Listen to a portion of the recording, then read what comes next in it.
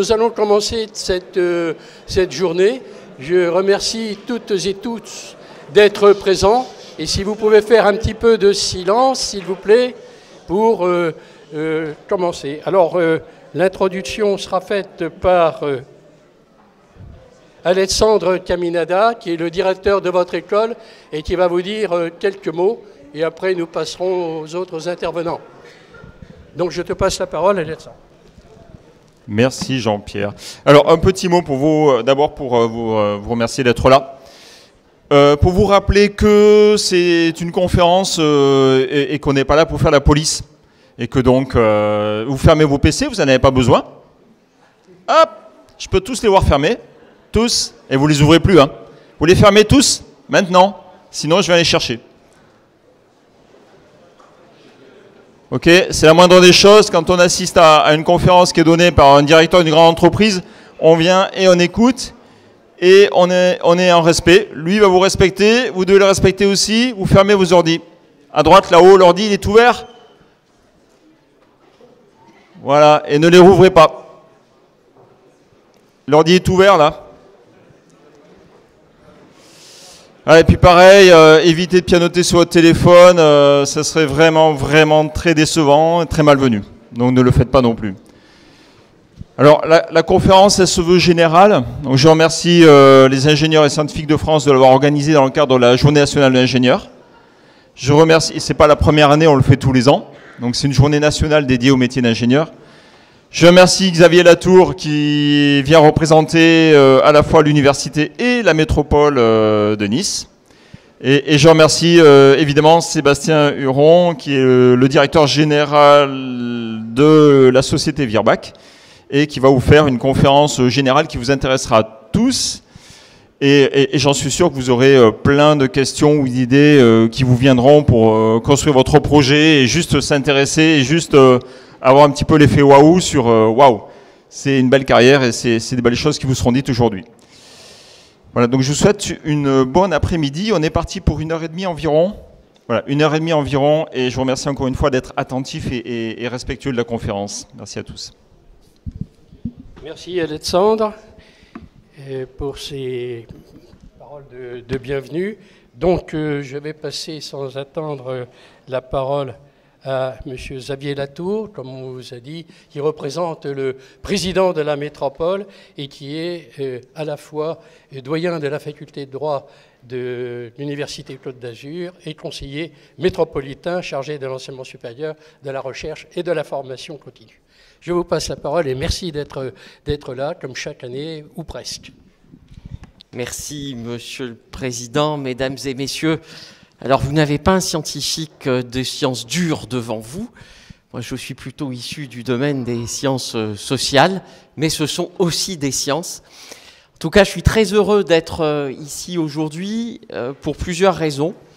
La première raison, c'est que cela me permet de remercier publiquement la dynamique association, la dynamique fédération des ingénieurs et scientifiques de France, qui, tous les ans, organise cette journée nationale des ingénieurs et des scientifiques sur le territoire des Alpes-Maritimes.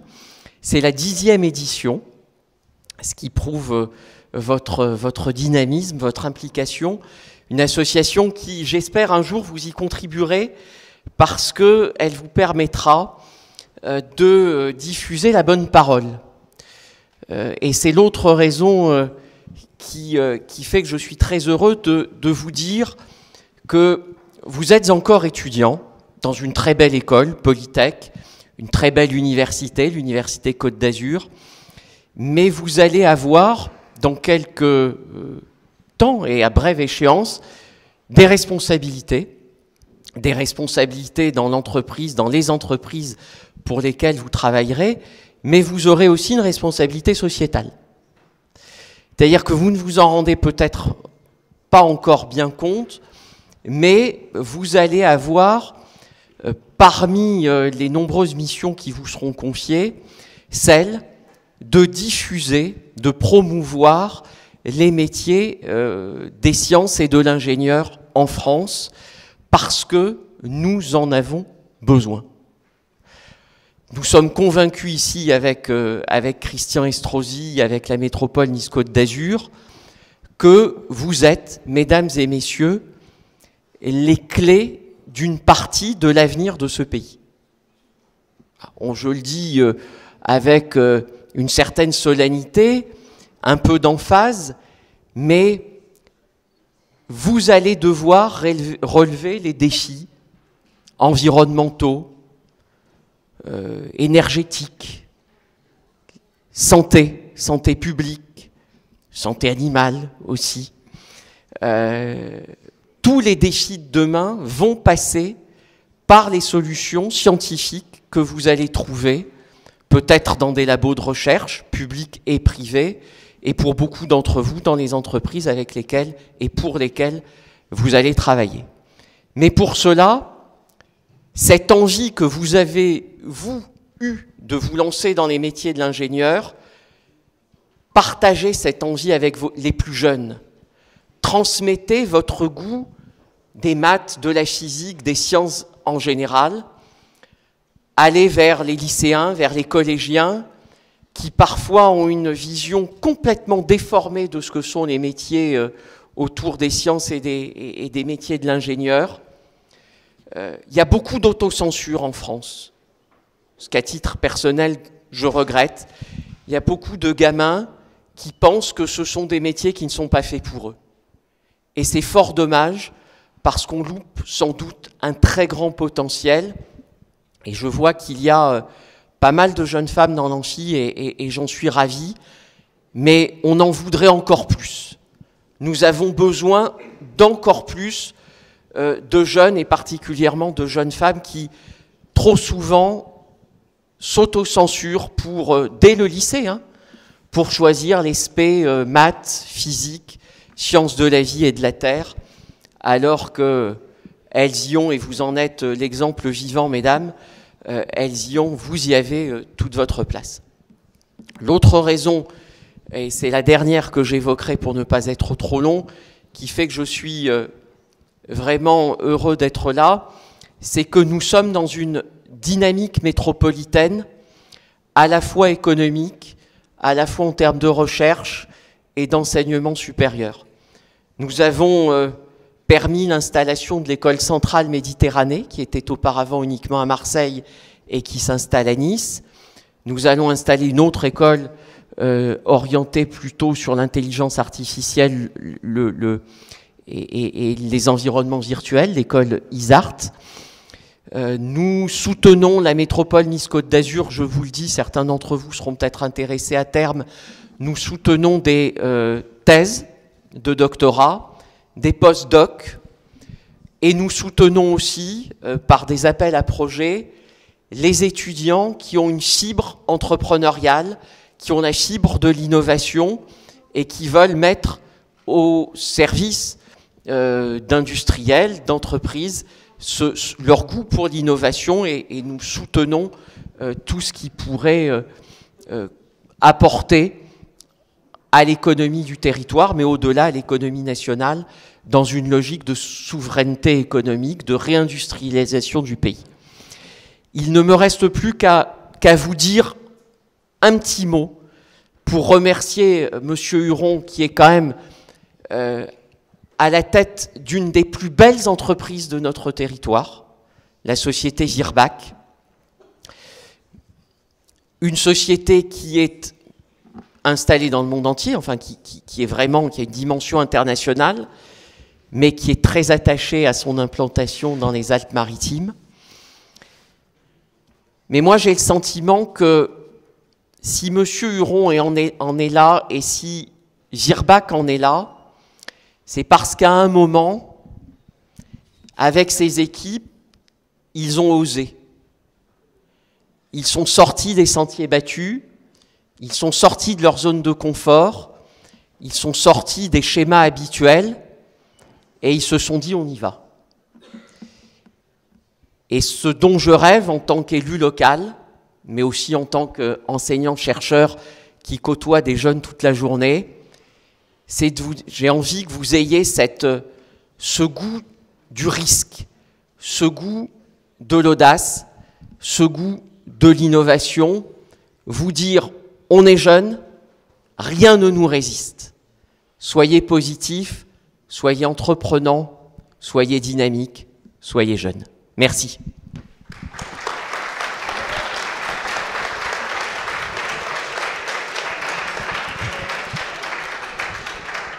Merci, Monsieur Latour, pour ces mots encourageant une dynamique à la fois chez les jeunes et à la fois pour notre territoire.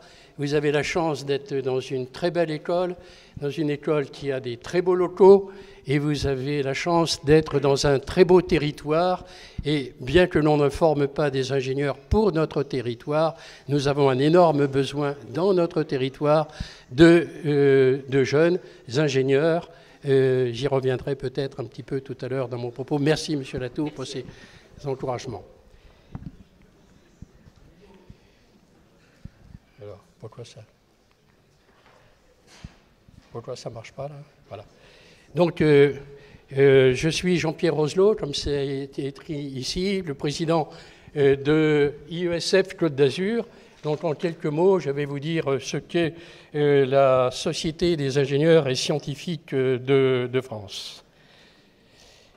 Donc, c'est une association qui fédère l'ensemble des alumni des grandes écoles de France, c'est-à-dire les 215 écoles qui sont habilitées à délivrer un diplôme d'ingénieur par la CTI, la Commission des titres de l'ingénieur. C'est une association qui est le véritable représentant de la profession des ingénieurs auprès des pouvoirs publics, ministères, etc., et aussi auprès des organisations professionnelles comme le GIFASP pour les industries aéronautiques ou l'UNM pour la mécanique, par exemple. Il y a actuellement 1 100 000 ingénieurs inscrits dans notre répertoire. Elle existe, cette société, depuis 1860, dont l'un des présidents fameux et très renommé, c'est Gustave Eiffel, dont nous allons célébrer cette année le 100e anniversaire de sa mort, le 28 décembre, donc il y a 100 ans, en 1903.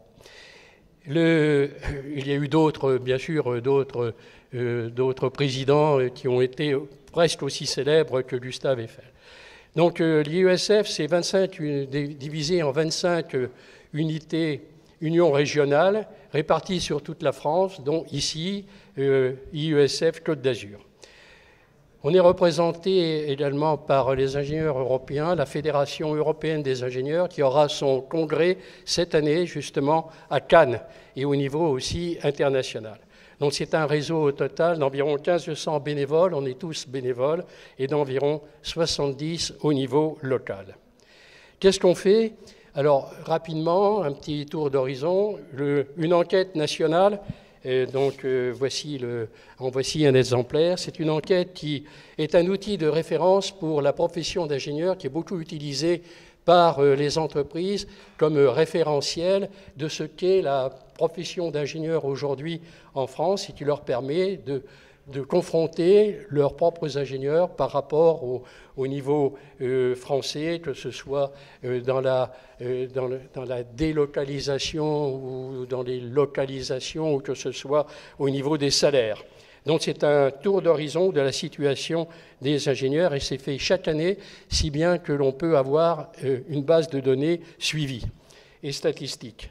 Ensuite, c'est un événement national tel que celui que nous vivons ici. C'est la journée nationale de l'ingénieur et même mondiale depuis quelques années, qui est le 4 mars. Alors, dans le 4 mars, on célèbre la journée de l'ingénieur dans tout le monde, y compris en France. Alors, cette année, c'était un samedi, c'était pas très bon, mais au niveau national, on demande aux délégations régionales d'être dans la semaine du 4 au, disons, 16-18 octobre. Donc, c'est pour mars. C'est pour ça qu'aujourd'hui, on a notre événement ici même pour la Journée nationale de l'ingénieur. Ensuite, nous faisons des publications Alors il y a des livres blancs, comme ceux-ci, qui sont des propositions et recommandations des ingénieurs et scientifiques à usage des politiques, comme M. Latour tout à l'heure, ou à usage d'autres de l'université ou d'autres personnes. Également, nous avons une communication, on essaye d'avoir une communication pas trop mauvaise, au niveau d'une lettre trimestrielle, au niveau d'un site que l'on essaye de faire vivre le mieux possible, IESF-CA, Twitter et Facebook.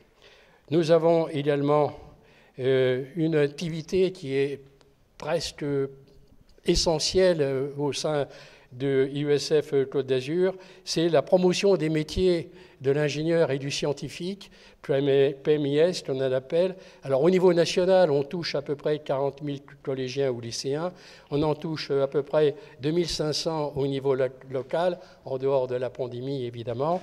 Et c'est très important parce que l'on va, comme disait M. Latour tout à l'heure, on va dans les lycées et dans les collèges pour essayer de susciter des vocations au niveau scientifique et technique, parce qu'il faut s'y prendre tôt, quasiment au niveau de la troisième, pour que les jeunes aient envie de faire des métiers d'ingénieur et qu'ils savent un petit peu ce qu'il y a dedans. Peut-être que même parmi vous, il y en a encore peut-être qui ne savent pas exactement ce que c'est qu'un métier d'ingénieur, mais ils vont le savoir rapidement dès qu'ils seront dans une entreprise ou qu'ils seront eux-mêmes en situation d'exercer dans une start-up. Alors, si je dis ça, c'est parce qu'on va dans les lycées, on va dans les collèges, et on voudrait bien être accompagné de jeunes comme vous, et de jeunes filles surtout. Alors, ça existe déjà un petit peu, mais on voudrait le faire encore plus, de façon à ce que ça ne soit pas que des vieux mâles blancs qui aillent prêcher la bonne parole dans les lycées et collèges, mais qu'on soit aussi avec des jeunes, peut-être blancs ou pas blancs, peu importe, mais avec des jeunes filles aussi. Et grâce au système de polypoints qui existe à Polytech, eh bien, vous pourrez avoir quelques polypoints supplémentaires qui vous permettront éventuellement de grappiller 0,5 points sur la moyenne. Et c'est peut-être pas inutile quand on a 11,5 et qu'il faut avoir 12 pour passer. Donc voilà, j'ai fait mon quart d'heure de publicité gratuite sur la promotion des métiers de l'ingénieur. Vous êtes cordialement invités pour dire avec nous comment vous êtes devenu élève ingénieur à Polytech. Ensuite, nous avons le répertoire des ingénieurs qui permet d'augmenter notre visibilité. Donc, comme je disais tout à l'heure, 1 100 000 actuellement au niveau français. Et enfin, nous faisons de temps en temps des conférences d'ouverture vers les techniques. On a aussi, et ce n'est pas marqué sur ce transparent, on fait aussi des visites dans des centres industriels comme Schneider, par exemple, je pense là parce que je vois quelqu'un de Schneider, et donc aussi, par exemple, pour la Patrouille de France à Salon de Provence. Donc, nous fédérons les alumni. Je vous encourage, quand vous aurez votre diplôme, à être dans le répertoire des ingénieurs. Normalement, c'est automatique à partir du moment où vous avez le diplôme. Normalement, c'est automatique, mais enfin bon, il peut y avoir des petites difficultés. On peut toujours rattraper la situation. Et donc, à partir de là, vous pouvez aussi joindre l'association des ingénieurs et scientifiques de France pour exercer un certain nombre de thématiques telles que celles que je vous ai décrites. Voilà, je vous remercie de votre attention et nous allons pouvoir passer maintenant directement à la conférence de M. Sébastien Huron. Je vais vous dire en quelques mots qui il est. Sébastien Huron est natif de Saint-Germain-en-Laye, dans les Yvelines en France. En 1994, il a été diplômé de l'École nationale vétérinaire de Toulouse. En 1994, il est, à la sortie de l'école vétérinaire, il est responsable marketing chez Hutch Roussel au Brésil, puis responsable R&D marketing et business development pour l'Amérique latine à partir de 1996. En 2000, il devient directeur du Market Development, marketing stratégique et e-business pour l'Amérique du Nord aux États-Unis, puis directeur de la division animaux de compagnie d'Amérique du Nord à Intervert, chez Merck, à partir de 2004. Depuis 2006, il est au groupe Virbac, d'abord directeur des filiales Espagne et Portugal, puis en 2008 directeur de la région Europe, puis 2012 membre du directoire, puis directeur en 2013 des opérations commerciales pour le monde, et en 2017, il est président du directoire et depuis 2020, directeur général exécutif. Donc c'est un beau parcours, que l'on peut dire un beau parcours professionnel, et je pense que la conférence qu'il va nous faire va être passionnante sur un certain nombre de points clés qui ne concernent pas forcément et uniquement le fait que vous aurez un diplôme. Oui, il faut avoir un diplôme, parce que comme je dis, c'est souvent un diplôme d'ingénieur vous permet de faire beaucoup de choses, et pas forcément dans le domaine bâtiment, robotique ou électronique, de spécialités au niveau du diplôme, mais également vous ouvre des portes pour tout un tas d'autres professions et métiers. Donc c'est sur ce point peut-être que l'on pourrait insister davantage et que l'on insistera. Donc je vous remercie de votre attention et je passe la parole à...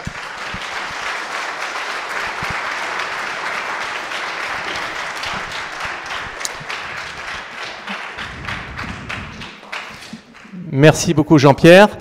Donc bon après-midi à toutes et à tous.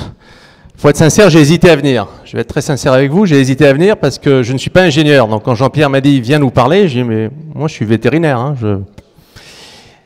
Ça a commencé comme ça. Ensuite j'avais un agenda très chargé, c'est la pire semaine pour moi. On a publié les résultats annuels du groupe la semaine prochaine, on a le conseil d'administration, donc c'était la pire semaine. Mais bon, j'ai pas réussi à m'en échapper. Et la raison pour laquelle j'ai accepté, elle est double. Elle est premièrement parce que je pense qu'on a une responsabilité, ça a été dit avant. Il y a un moment, on a une responsabilité, c'est quand on a acquis pas mal de connaissances, c'est de les partager. Et vous savez, ce qui est génial avec la connaissance, c'est que c'est une des rares choses que vous pouvez donner sans la perdre. Si je vous donne 10 euros, j'ai plus 10 euros en poche. Mais si je vous dis tout ce que j'ai appris, tout ce que je sais dans ma vie, je garde ce que j'ai appris, ce que je sais, mais vous pouvez vous en servir aussi. Donc la connaissance, c'est quelque chose qui se démultiplie, qui ne se perd pas, et c'est quelque chose qui appelle à l'intelligence collective, parce que d'ailleurs, quand on définit l'intelligence, c'est toujours une notion très collective. Donc c'est le mélange des idées des uns et des autres. Alors, avec Internet, ça permet d'aller plus vite, mais si je devais faire un parallèle, vous savez que dans les villes, la raison pour laquelle les gens allaient vivre dans les villes, surtout, et il y avait des clubs, etc., c'était aussi pour pouvoir échanger, partager et créer de la valeur, créer de l'intelligence. Quand il n'y avait pas Internet, il n'y avait pas le moyen de se communiquer, si ce n'est en se rencontrant le soir, et tous les brevets, il y a des centaines d'années, étaient inventés dans des clubs où les gens échangeaient et partageaient leurs idées et construisaient l'intelligence ensemble, ainsi.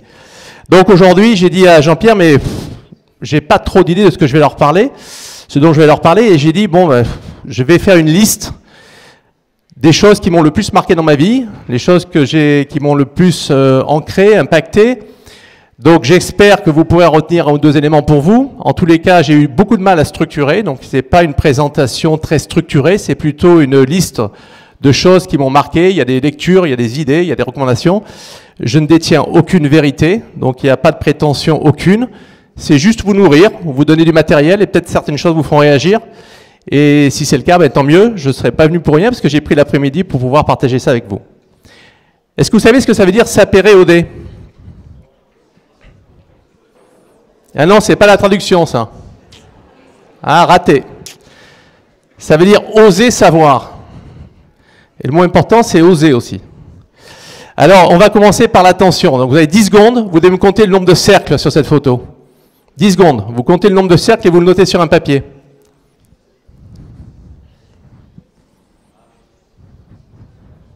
Vous ne le dites pas, je vous poserai la question après. Ok. C'est en anglais, mais j'imagine que vous parlez l'anglais, donc c'est traduit en français en bas. Deuxième exercice, et après je vous pose la question. This is an awareness test. How many passes does the team in white make?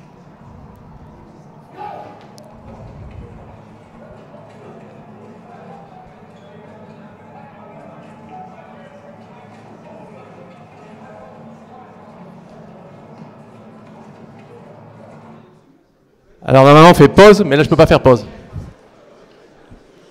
But did you see the moon walking there? Qui c'est qui l'a vu?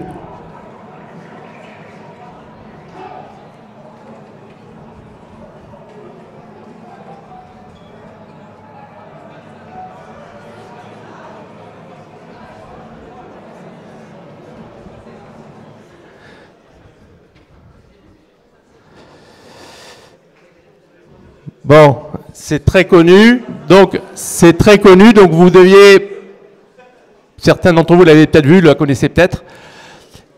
Le point que j'essaie de faire, c'est un point qui est écrit là, donc je vous ai dit, hein, c'est un fourre-tout d'idées, on prendra certaines idées, on débattra certaines, d'autres on les passera. Le point principal, c'est que le monde que vous voyez, il est défini par les questions qu'on vous pose. C'est une notion extrêmement importante et je voudrais attirer votre attention là-dessus. Les questions qu'on vous pose définissent le monde que vous voyez. Combien de cercles il y avait sur la première photo? 18, 19, 20, 16, ok, ça commence bien. En classe de veto, ils auraient tout eu juste. Hein. Bon, ok. Combien il y avait de losanges? Combien il y avait de losanges? Vous les avez vus? Vous n'avez pas vu les losanges? Mais vous avez vu? Alors vous savez combien il y en avait à peu près, grosso modo? Non, il y en avait 2 des losanges. Et donc tout ça pour vous dire, alors en plus la photo des losanges, c'est moi qui l'ai faite en 5 minutes, donc elle n'a pas vocation à être scientifique. Mais l'idée est de dire qu'en fonction de la question que je vous pose, votre attention est canalisée sur une notion et vous ne voyez pas le reste. Vous voyez pas le reste. Et imaginez-vous que ce soit les médias, que ce soit tout le monde autour de vous, on peut facilement avoir des biais cognitifs. J'ose pas dire être manipulé, mais vous ferez votre propre apprentissage par vous-même. Mais en tous les cas, on peut se faire berner, avoir par les questions qu'on vous pose, parce qu'elles focalisent votre attention sur un point. Et quand vous commencez à focaliser votre attention sur un point, il y a plein d'autres choses que vous ne voyez pas. L'histoire des passes blancs, c'est pareil avec le gorille qui passe au milieu. Mais l'idée est de dire, attention, les questions qu'on vous pose vous font focaliser votre attention sur un sujet et vous pouvez passer à côté de choses beaucoup plus importantes parfois. Donc, ayez cet esprit critique en permanence. La deuxième chose, c'est, je dis, on est dans un monde très complexe. AVUCA, ça veut dire un monde en accélération qui est très volatile, qui est incertain, qui est complexe, qui est ambigu. Je trouve que ce qui peut vous aider dans la vie, et c'est uniquement des idées ou des recettes, et vous prendrez celles qui vous plaisent, vous laisserez les autres de côté, c'est d'essayer de comprendre le pourquoi des choses. Quand vous comprenez le pourquoi des choses, ça vous fait gagner énormément en sérénité. Et donc, pour comprendre le pourquoi des choses, il faut souvent prendre de la hauteur, de la distance, et mettre une dimension temporelle et spatiale dans les analyses. Je vais y revenir derrière. Mais par exemple, l'exode rural, est-ce que vous avez une idée de pourquoi les personnes ont choisi de faire l'exode rural? Pour aller vivre dans les villes et travailler dans les usines? Est-ce que vous avez déjà posé la question? Est-ce que vous avez posé la question pourquoi on voyait de plus en plus de la montée du populisme? Est-ce que vous avez déjà posé la question? Est-ce que vous avez une idée de pourquoi ces choses-là se passent? Alors je ne détiens aucune vérité, donc ce que je dis est peut-être un raccourci et je résume. Mais par exemple, quand les personnes travaillent aux fermes, la vache, elle n'arrête pas de produire du lait le dimanche. Il faut que vous travailliez 7 jours sur 7. Vous n'avez pas moyen de partir en vacances et laisser les animaux, etc. Quand vous étiez dans une usine, vous aviez la capacité à un certain moment de prendre le dimanche férié ou les jours de vacances, etc. Donc il y a eu un intérêt très important pour les personnes de sortir d'un système dont vous étiez contraints en permanence. Et vous verrez, on parlera de la loi de la nature et de la loi de l'école, c'est 2 notions différentes. Et on reviendra dessus après. Le populisme, c'est pareil. Le cerveau humain a besoin de comprendre et d'être apaisé. Plus on simplifie le monde pour vous, plus on le rend binaire, plus vous avez l'impression d'avoir compris, plus vous êtes serein, content et apaisé et pensez détenir la vérité. Et plus vous êtes probablement dans l'erreur. Parce que le monde, il est tout sauf binaire. Le monde est hyper complexe, hyper ambigu, et c'est très compliqué de ramener des choses à des choses très simples. Pourtant, c'est ce que le cerveau demande, c'est ce que le cerveau a besoin. Il est apaisé quand les concepts sont simples et binaires. Donc gardez ça aussi à l'esprit, gardez un esprit très critique, et faites attention à ne pas vous laisser avoir par ça. Le bug humain, je vous recommande cette lecture. C'est un livre de Sébastien Boller. Le bug humain, c'est quelque chose de très intéressant. Il explique en fait la notion qu'on a été développé, notre cerveau a été développé pendant des milliers d'années dans un monde de scarcité. Un monde de scarcité, ça veut dire un monde où il manquait de tout. On n'avait pas facilement à manger, il fallait chasser, et c'était pas facile, et vous ne trouviez pas des proies tous les jours. Il n'y avait pas d'information, il n'y avait pas Internet, il n'y avait pas le téléphone, il n'y avait pas tout ça. Je passe les autres choses qui manquaient, mais il manquait de tout. Et donc le cerveau reptilien, qu'on appelle l'amygdale, s'est développé dans un monde de rareté, et pour ça, il a toujours essayé d'avoir plus. Dès qu'il y avait à manger, vous essayez de manger le maximum, vous accumuliez des graisses pour pouvoir survivre au moment où il n'y aurait plus à manger parce que vous auriez raté la cible, vous n'auriez pas pu tuer le lapin ou la chose que vous chassiez. Et donc, quand vous aviez à manger, vous mangiez un maximum. L'information, pareil, si vous vous trompiez, il y a une branche cassée dans un chemin dans la forêt, vous dites, la branche elle est cassée parce que c'est une antilope qui est passée ou c'est un lion qui est passé? Et vous allez comprendre beaucoup de choses. Alors, si c'est une antilope, qu'est-ce que vous gagnez?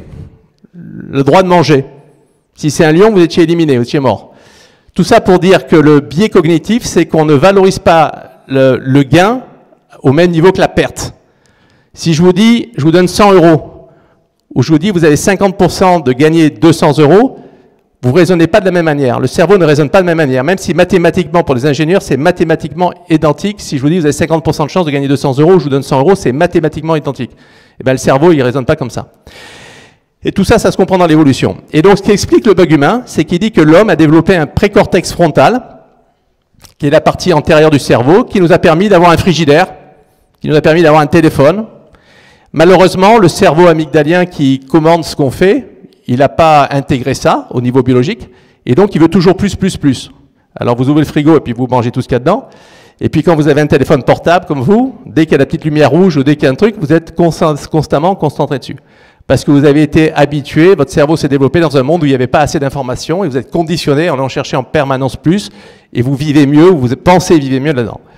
Donc soyez conscient de comment ces choses s'expliquent, d'où elles viennent, quelles ont été les racines, ce qui vous permet ensuite d'être moins dépendant de ça, ou en tous les cas d'en être consciemment dépendant.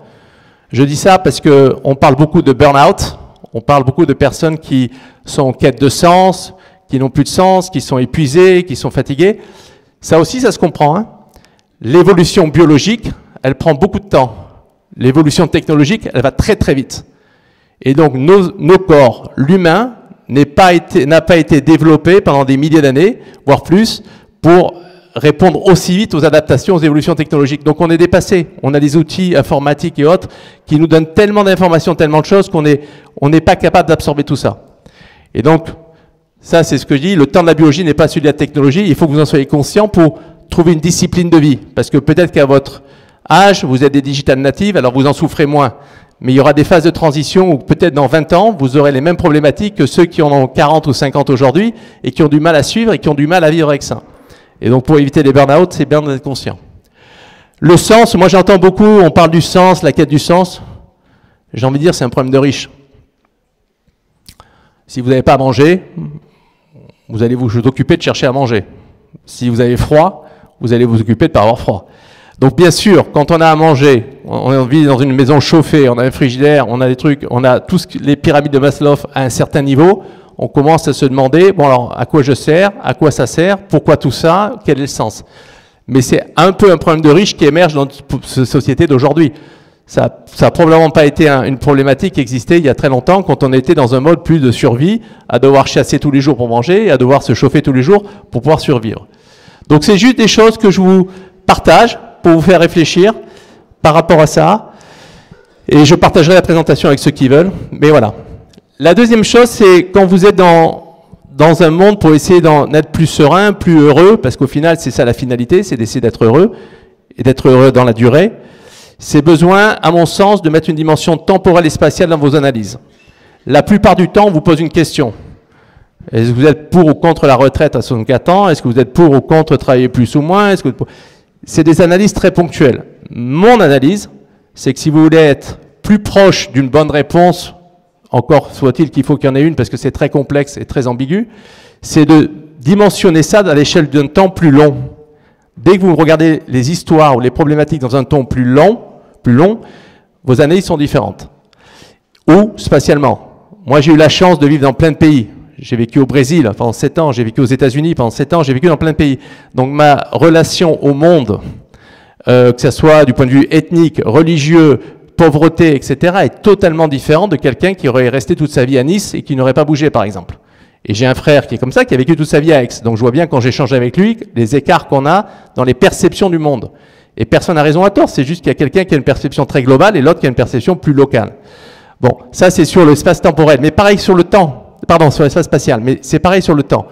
Donc, depuis très longtemps, on travaille de moins en moins, parce que quand on était dans les champs, il fallait travailler tous les jours. Quand on va à l'usine, on allait travailler 6 jours par semaine, puis 5 jours, puis 35 heures. Donc on voit bien que sur une échelle de temps très très longue, on est en train de travailler chaque fois moins.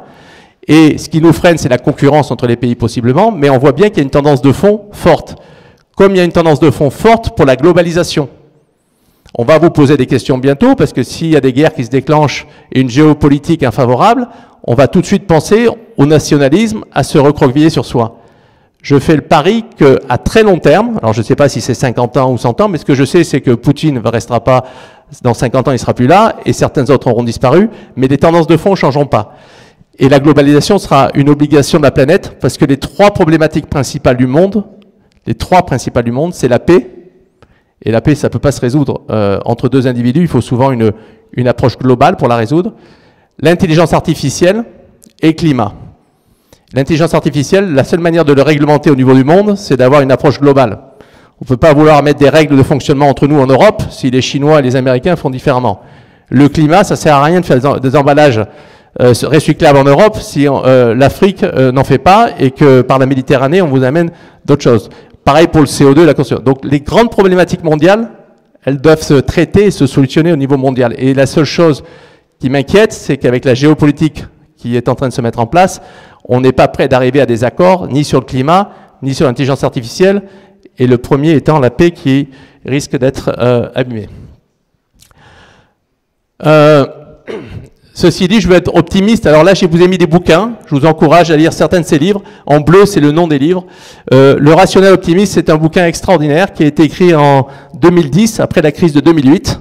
Il est tout aussi vrai aujourd'hui. Je ne vais pas vous raconter le bouquin, mais en fait, il explique comment on n'a jamais été aussi bien qu'aujourd'hui et comment sur tous les paramètres qui peuvent se mesurer, on a un bien-être supérieur aujourd'hui qu'il y a 50 ans ou 100 ans ou 200 ans. Et je ne vais pas vous décrire le bouquin, mais je vous encourage à lire, c'est très très intéressant. Et cet auteur, qui est d'ailleurs un professeur en Angleterre, je crois que c'est à Cambridge, il me semble, il a écrit plusieurs bouquins qui sont très intéressants. Le deuxième est aussi intéressant sur la découverte des brevets et comment à Boston et en Angleterre en même temps les gens couraient pour aller déposer des demandes de brevets à quelques minutes près d'intervalle. Et ils avaient inventé les mêmes choses à un endroit différent, sans se parler, sans se connaître.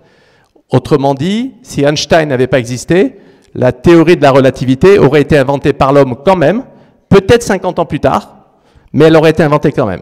Quelqu'un l'aurait trouvé. Parce que l'intelligence collective, la vague de l'intelligence collective poussait. Et parfois, il y a une intelligence qui émerge et qui nous fait gagner 20 ans, 30 ans, 50 ans sur ce qu'on aurait trouvé collectivement. Alors, comme on aime beaucoup les héros, on les met au sommet de la pyramide, mais en fait, tout ça, c'est l'évolution humaine qui apporte, qui va dans une direction. Donc, je vous encourage aussi à lire tout ça, c'est très intéressant. Je ne veux pas m'attarder parce que j'aimerais qu'on garde un peu de temps pour des questions, si vous avez des questions, mais sur les biais cognitifs, c'est pareil. Malheureusement, on est très peu basé sur des faits. L'humain aime les histoires. Notre cerveau s'est développé au coin du feu, où on se racontait des histoires. Et donc, d'ailleurs, du point de vue marketing, c'est ce qui marche le mieux aujourd'hui, hein. C'est pas de savoir si la concentration de l'aliment est comme ça ou le produit est comme ça, c'est d'avoir l'histoire qui permet de comprendre ce qu'on vous vend ou ce qu'on vous dit. Et donc, il y a des biais cognitifs très forts, il faut les connaître, il faut en être conscient. Je vous encourage à lire le bouquin. Il y en a même au niveau du cerveau et des yeux, simplement. Moi, j'ai dû aller faire un stage, parce que j'ai perdu mes points de conduite, donc j'ai dû aller faire un stage de 4 points, là, j'ai perdu 4 points. Alors, il vous montre qu'en fait, vous avez des zones de focus que vous voyez pas, et vous avez des arbres, et puis à un endroit, il n'y a pas d'arbre et une voiture. Mais comme c'est dans l'angle mort, votre cerveau ne voit pas ce morceau de la route, mais comme il y a une séquence d'arbres, il reproduit la séquence d'arbres comme si elle était continue. En fait, quand elle n'est pas continue, il y a une voiture, mais vous ne la voyez pas parce que c'est un petit angle mort. Et le cerveau se dit, il y a des arbres partout, là on voit rien, mais il doit y avoir un... Donc c'est très intéressant, il y a des images comme ça qui vous font réfléchir sur tout ça. Le plus grand voyageur est celui qui a su faire le tour de lui-même, une fois le tour de lui-même. Je vous laisserai réfléchir sur ça, mais c'est assez intéressant. Et puis après, on vous disait, vous serez des responsables de demain. Je crois ça. Je crois que la jeunesse porte l'avenir. Et donc, vous verrez, il y a qu'à Faucon, il faut faire ça, il y a les conseilleurs, et puis il y a faire. Hein, le monde se divise entre ceux qui font, ceux qui observent et ceux qui critiquent. Je vous encourage à faire, c'est plus sympa. Mais après, c'est pas toujours facile. Donc il y a une notion, parce que parfois on écrit des bouquins avec plein de choses. Donc ce monsieur-là, il a écrit un bouquin avec 7 notions. Moi, celle qui me semble qui est la plus importante, c'est le sens de l'urgence. Quand vous voulez faire quelque chose, ne le reportez pas à demain. Ne le reportez pas demain. Le sens de l'urgence, c'est la différenciation entre ceux qui parlent et ceux qui disent et ceux qui font. Faites-le. Alors ensuite, je regarde autour de moi, qu'est-ce qui m'interpelle le plus? Les personnes sont souvent sur le quoi. On est tout le temps en train d'échanger, même dans mes équipes. Hein. Qu'est-ce qu'on fait? Qu'est-ce qu'on fait? Qu'est-ce qu'on fait? Et moi, ça m'hallucine. Parfois, je leur dis, mais attendez, mais pourquoi on le fait? Non, il faut digitaliser tous nos processus industriels. Ah oui, c'est à la mode. D'accord, mais pourquoi on le fait? Qu'est-ce qu'on va y gagner? Alors au début, on vous explique qu'on va y gagner plein de choses. En fait, quand vous mesurez, vous gagnez rarement plein de choses. Hein. Donc demandez toujours le pourquoi des choses. Et alors ça me rappelle un voyage que j'ai fait en Birmanie. J'étais au Burma et j'étais dans le lac Inle. Si un jour vous voulez vous échapper un petit peu du monde d'ici, vous allez au lac Inle, c'est sympa, ils vivent comme il y a 200 ans. Ils sont sur des pirogues, ils rament avec leurs pieds comme ça, c'est assez intéressant. Et j'étais paumé dans un village, il y avait une petite école, et il y avait un moine dans cette école. Et j'ai commencé ma vie dans l'humanitaire, j'adore ça, je crois que je finirai là-dedans, à essayer des... C'est pour ça que je suis venu aujourd'hui aussi, c'est-à-dire que j'aime partager, j'aime enseigner, Donc ce monsieur, il avait 60 ans et il avait tout lâché, sa famille et tout, pour s'occuper des enfants dans une école. Et je lui ai dit, si vous aviez 3 choses à nous enseigner, qu'est-ce que ça serait? Et les 3 choses, je les ai résumées là. Il dit, les Européens, vous êtes tout le temps en train de juger. Ne jugez pas, faites. Don't judge, practice. Ça veut dire simplement que quand vous êtes à faire les choses, c'est beaucoup plus compliqué que quand vous les voyez de l'extérieur et que vous l'expliquez ou que vous portez des jugements. C'est très facile de juger. Don't judge, practice. La deuxième chose, il disait, don't make assumption, ask question. Ça, je vous conseille de faire ça dans vos couples aussi. C'est que quand un jour vous aurez un problème dans votre couple, ne faites pas d'hypothèse, posez des questions. N'assumez pas, posez la question. Demandez pourquoi. Essayez de comprendre le pourquoi. Allez au fond des choses. Ça pourra peut-être vous éviter des problématiques. Et c'est d'ailleurs un des accords Toltec dans les relations humaines. Il y en a 4 et c'est le 3e accord Toltec. Et la raison est qu'on ne sait pas ce qu'on ne sait pas. Alors ça, c'est aussi une grille, vous allez aimer ça, c'est une grille, je n'ose pas dire ingénieur ou consultant, mais il y a 4 carrés. Il y a je sais que je sais, vous êtes conscient de ce que vous savez. Je sais que je ne sais pas. Certains d'entre vous savez que vous ne parlez pas chinois, donc vous savez que vous ne parlez pas chinois. Je sais que je ne sais pas. Je ne sais pas que je sais, ça c'est des réflexes. On voit, j'ai fait un truc, tiens, je ne savais pas que je savais faire ça, ou j'avais un réflexe acquis. Mais le je ne sais pas que je ne sais pas, c'est toujours à la racine des problématiques entre les hommes.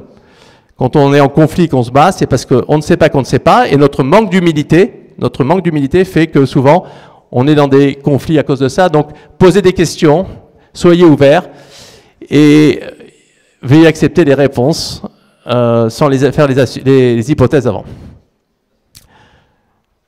Oui, alors on n'est pas obligé de couvrir tout ça, mais je parlais de la technologie et de la biologie. Normalement, tous les outils que l'homme fait, c'est pour servir l'homme. Malheureusement, parfois, on en devient esclave. Alors, vous le voyez peut-être pas. Alors, c'est peut-être pas votre cas, ou c'est peut-être inconscient. Mais je trouve qu'aujourd'hui, on devient de plus en plus esclave des outils qu'on développe.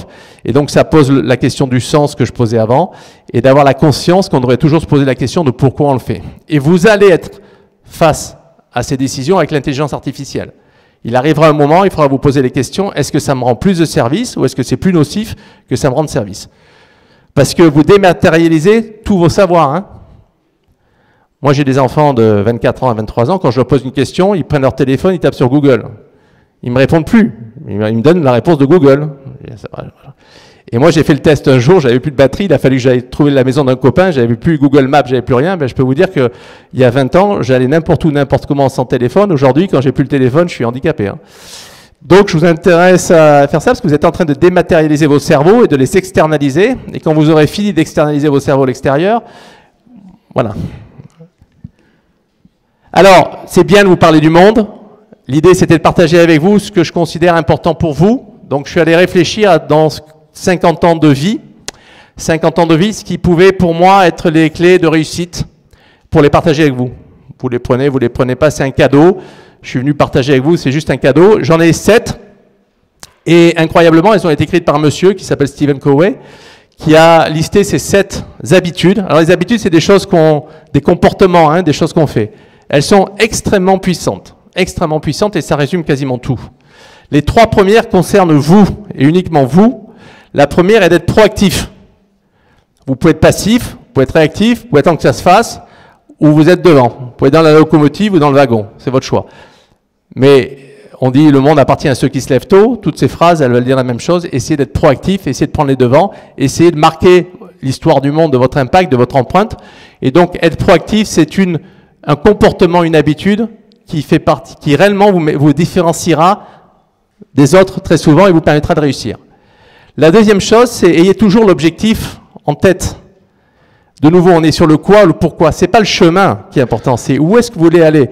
Alors, on vous dit le chemin est important. Bien sûr que le présent, le chemin est important, mais ayez en tête quel est l'objectif. Qu'est-ce que vous cherchez à obtenir? Pourquoi vous faites les choses que vous faites? Pourquoi vous êtes dans l'amphithéâtre aujourd'hui? Qu'est-ce que vous cherchez à y faire? Et le temps que vous investissez, est-ce qu'il est perdu ou est-ce qu'il est bien investi, etc. Tout ça, il faut que vous posiez les questions. Sinon, vous allez finir par faire des choses sans vous poser les questions et devenir autonome. Donc, l'objectif en tête, toujours. Et je vous explique pourquoi aussi. Vous avez un objectif, vous partez avec un chemin, vous êtes convaincu de faire quelque chose. Je vous garantis, 90% du temps, il y a quelque chose qui va se passer qui fera que vous ne serez plus sur le même chemin prévu au moment où vous le ferez. Si vous n'aviez pas l'objectif en tête, vous allez atterrir quelque part ailleurs. Si vous avez l'objectif en tête, vous reprendrez une voie de chemin, vous reprendrez un raccourci, vous retrouverez le truc et vous continuerez. C'est la raison pour laquelle il faut avoir l'objectif en tête tout le temps. Mettre les choses importantes en premier, ça paraît une évidence. J'ai une petite vidéo là-dessus tout à l'heure, mais croyez-moi, la vie de tous les jours est polluée par plein de petites choses, des choses qu'on appelle urgentes parfois, mais les choses urgentes, elles ne sont pas toujours importantes. Donc la notion d'urgence et d'importance, elle doit bien être comprise et maîtrisée, parce que souvent, on est pollué au jour le jour par des petites choses, et le temps passe, la vie passe. À votre âge, vous pensez que vous avez un capital temps illimité, c'est normal. Mais à mon âge, on commence à se dire que l'actif principal qu'on a, c'est ni l'argent, ni tout ça, c'est le temps, parce qu'il s'écoule de plus en plus vite quand vous avancez dans la vie. Et donc, je vous encourage à vraiment mettre les choses les plus importantes pour vous, on va y revenir en premier. Ensuite, une fois que vous êtes construit, vous, comme individu, c'est la relation avec les autres. La relation avec les autres. Et donc là, la première notion, c'est penser gagnant-gagnant. C'est pas votre faute. Vous aurez peut-être été éduqué pour pas y arriver. Mon expérience de vie montre qu'il y a des gens qui ont été éduqués en pensant que le monde est un gâteau à taille limitée. Donc plus je prends du gâteau, moins l'autre en a. Pire, plus l'autre prend du gâteau, moins j'en aurai. Donc je me bats contre lui. Donc c'est la guerre des classes, donc c'est tout ce que vous pouvez imaginer. C'est le gâteau, il a une taille limitée, donc plus l'autre il en prend, moins j'en aurai. C'est faux, je vous garantis que c'est faux. L'intelligence humaine, l'intelligence collective fait que le gâteau il est à taille illimitée. C'est à nous de construire le gâteau. Et plus le gâteau est grand, plus la question du partage est moins importante. Je ne dis pas qu'elle n'est pas importante, je dis qu'elle est moins importante. Donc réfléchissez vraiment aux approches gagnant-gagnantes. Et c'est vrai dans les contrats, quand vous aurez des contrats négociés. C'est vrai dans la vie, c'est vrai dans tout. Même dans la relation avec vos enfants qui veulent peut-être voir un match de foot et voudraient qu'ils fassent des études, trouver une approche gagnant-gagnante en permanence, c'est mieux pour tout le monde et ça fait avancer le monde dans le bon sens. Et chercher à comprendre avant de vouloir être compris. Le deuxième message, l'homme a besoin d'une chose, de reconnaissance.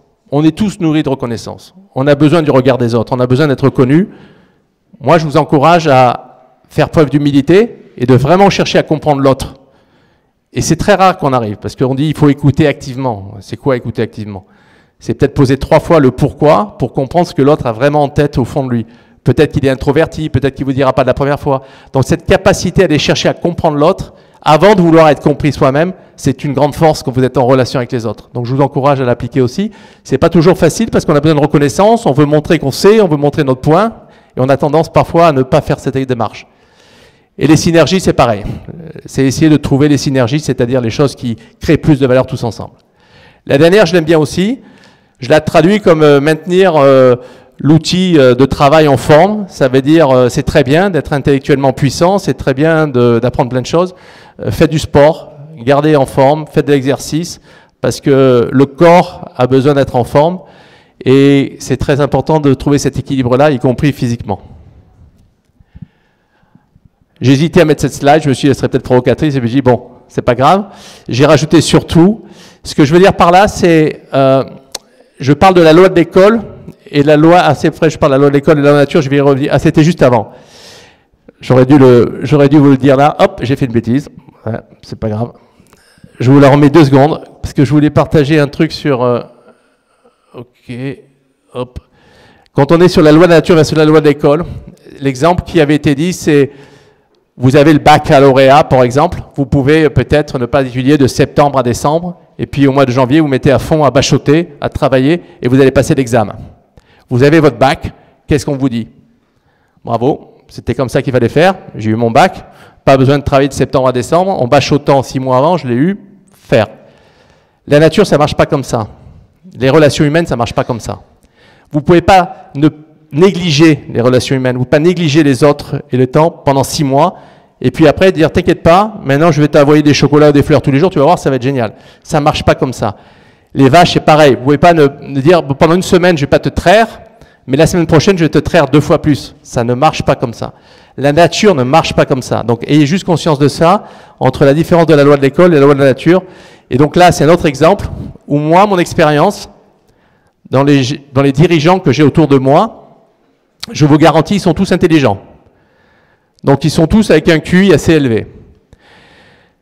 C'est ce que beaucoup de gens définissent comme intelligence. Mais ce que je trouve qui les différencie le plus, et ce que je vous encourage à être conscient et à travailler, c'est l'intelligence émotionnelle. Il y a beaucoup plus d'écart type dans l'intelligence émotionnelle que dans l'intelligence qu'on appelle le QI. Donc, à un certain niveau de sélection, c'est la courbe là-bas, les gens ont un QI très élevé. Bon. Eh ben, l'élément différenciant, c'est pas le QI, c'est l'intelligence émotionnelle. Alors, je ne sais même pas si c'est bien de le définir dans un ratio, parce que je déteste les ratios, mais c'est la notion d'être capable de s'adapter, de comprendre le contexte, d'avoir des approches qui sont adaptées au contexte dans lequel vous évoluez. Et donc ça demande de l'écoute, de l'humilité et de la compréhension. C'est ces mêmes notions que vous allez retrouver partout. C'est ça qui fait la différence et qui fait en réussir certains plus que d'autres. Le tit for tat, c'est pour partager une notion que je trouve géniale. J'ai gagné plein de t-shirts quand j'étais à Stanford. J'ai eu la chance d'aller étudier à Stanford. Ils m'ont donné plein de t-shirts parce que j'avais lu le bouquin une semaine avant. Et on était dans une formation sur les prix. Alors on vous met dans un ordinateur, on vous demande, vous faites des stratégies de prix sur les produits. J'ai raflé tous les t-shirts. Et en fait, juste parce que j'avais lu le bouquin une semaine avant. Alors je vous explique le bouquin. C'est la théorie des jeux. Est-ce qu'il y en a certains d'entre vous qui connaissent la théorie des jeux? Ouais, sympa. Donc la théorie des jeux, je vais résumer très simple. Vous avez une relation entre deux systèmes. Soit les deux systèmes sont fiables ou bons, on va dire bon et bon. Soit il y en a un qui est mauvais. Et donc la relation, il y a 4 options là nouveau. C'est comportement bon et bon, bon et mauvais, mauvais et bon, mauvais, mauvais. C'est les 4 options. Et donc, on a demandé à toutes les universités du monde de chercher un système, un modèle mathématique qui pourrait gagner ce jeu avec n'importe qui. Alors, je ne vais pas tout dérouler parce qu'il y a plein de choses et c'est très riche, très intéressant. Vous pouvez lire le livre, il s'appelle Tit for tat, voilà, les origines de vertu. Vous pouvez lire le livre. Mais en fait, ce qu'il faut retenir, c'est qu'il y a un système qui n'a jamais perdu. Il y a un modèle mathématique qui n'a jamais perdu à ce jeu, dans la durée. En fait, vous pouvez jouer le jeu 1 fois ou 2 fois, mais là, je préfère pas vous en parler parce que ce n'est pas des bons apprentissages, ou vous jouez le jeu de manière indéfinie, c'est-à-dire plusieurs fois, hein, avec un fournisseur, par exemple, avec un partenaire, etc. Donc là, ce jeu du tit for tat, il est dans la durée. Et là, il y a un modèle qui n'a jamais perdu. Ceux qui connaissent, ils savent quel est le modèle? Y égale x moins 1. Ça, c'est pour vous parce que vous êtes ingénieur. Je vais vous la faire en littéraire. Y égale x moins 1, ça veut dire, le premier coup, vous le jouez toujours gentil. Donc vous commencez une relation avec quelqu'un, vous êtes toujours bienveillant. Toujours essayer de construire de positif. Le deuxième coup, vous jouez ce que l'autre a joué au coup d'avant. Et le truc incroyable de ce système, c'est que je vous ai dit, il n'a jamais perdu. Je vous ai jamais dit qu'il avait toujours gagné. Il n'a jamais perdu. Il ne peut pas gagner. En définition, il est dans l'équilibre du partage de la valeur. Donc, je ne vais pas m'y attarder, mais c'est quand même très intéressant parce que ça marche sur les prix. Je ne vais pas non plus m'attarder, mais sur les prix, quand quelqu'un augmente un prix, si vous augmentez le prix, il continue à augmenter les prix, vous augmentez les prix, logiquement, tout le monde va y gagner plus, ceux qui vendent, en tout cas. À l'inverse, quand on se coupe les prix, c'est l'inverse. Avec l'éducation des enfants, c'est pareil. En littéraire, je vous la fais. Vous êtes gentil. Si l'autre n'est pas gentil, c'est œil pour œil, dent pour dent. Ok? Donc, c'est pas tendre la deuxième joue, mais c'est en fait renvoyer l'ascenseur. Et la troisième, c'est être capable de pardonner. Et je vous garantis que dans l'éducation des enfants, c'est pareil.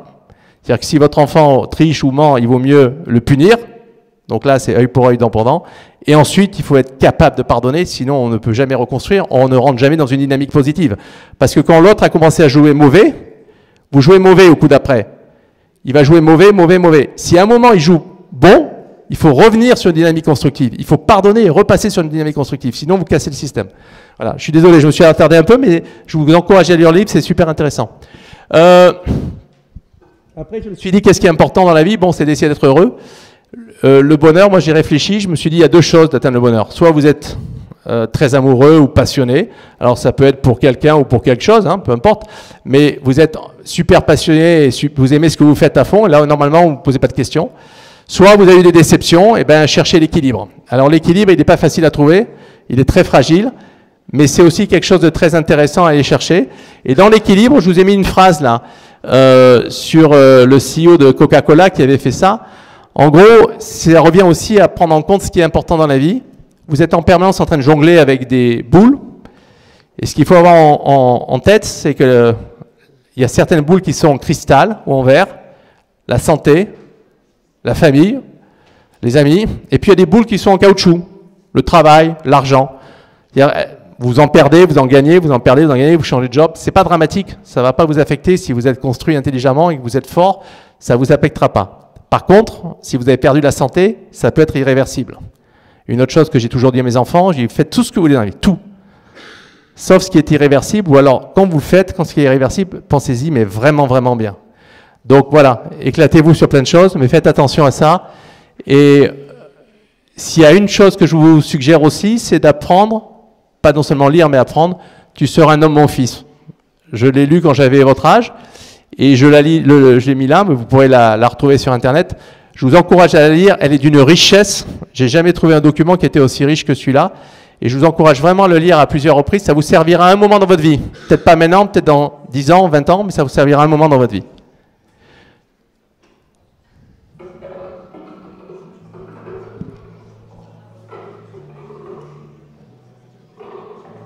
Vous connaissez peut-être, mais c'est toujours intéressant.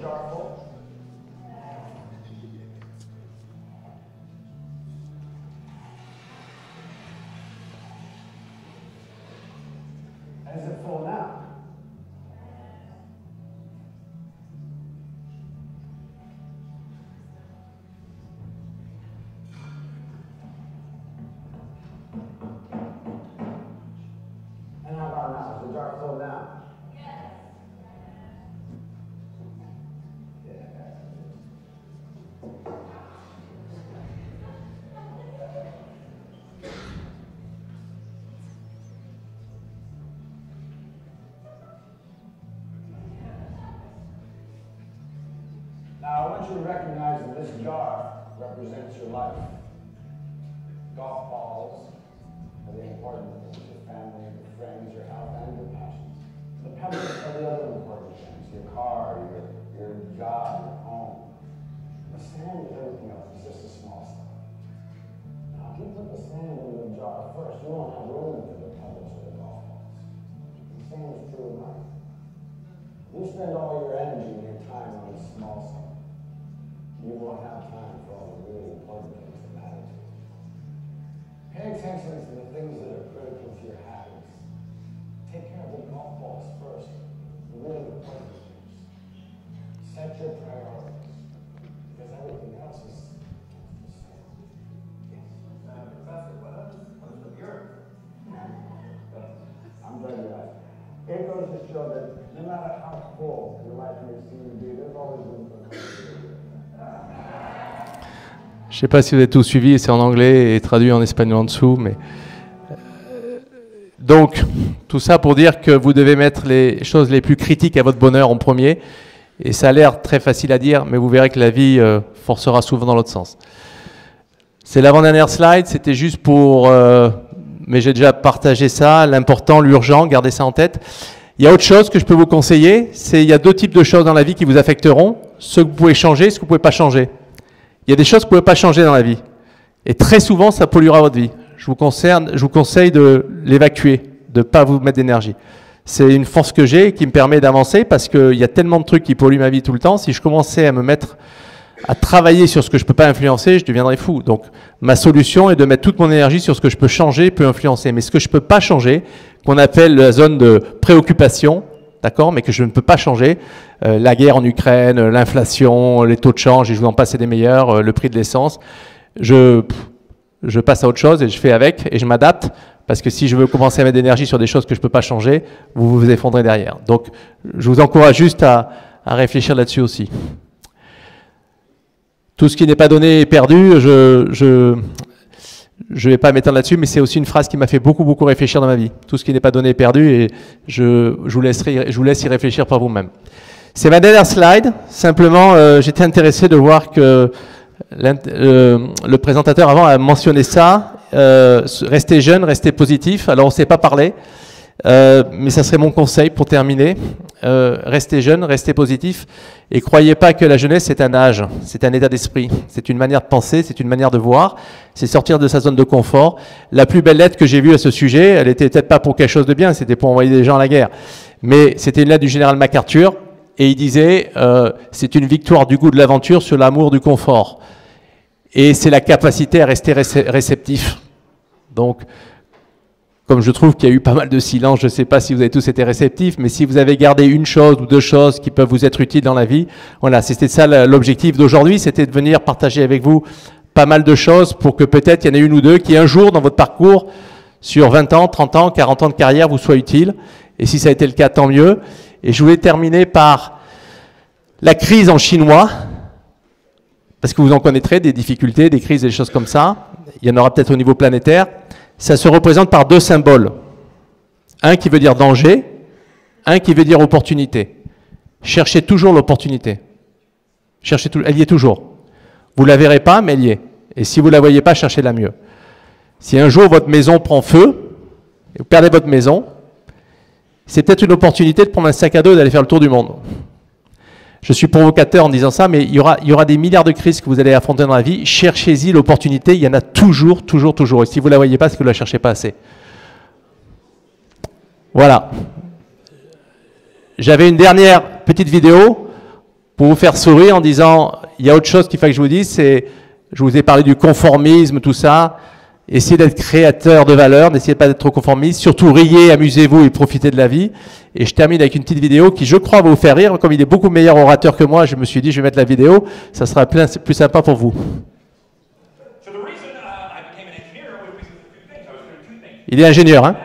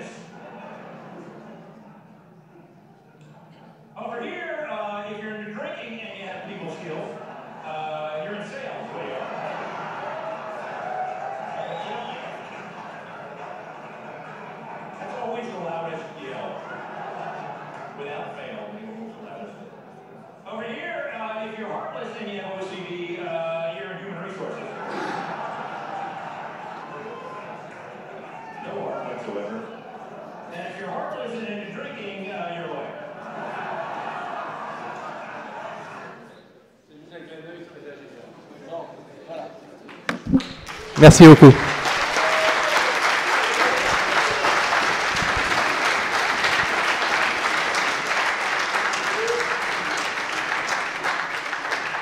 Merci beaucoup, Sébastien. Je ne sais pas si maintenant je saurai oser entreprendre. Je ne sais pas, je me sens tout petit et plein d'humilité à la suite de cette conférence. Oui, voilà, je me sens plein d'humilité à la suite de cette conférence. Donc, je ne sais pas si en 10 secondes, vous avez compté combien il y avait de filles dans l'amphi. 14. Bon, c'était un test. Hein.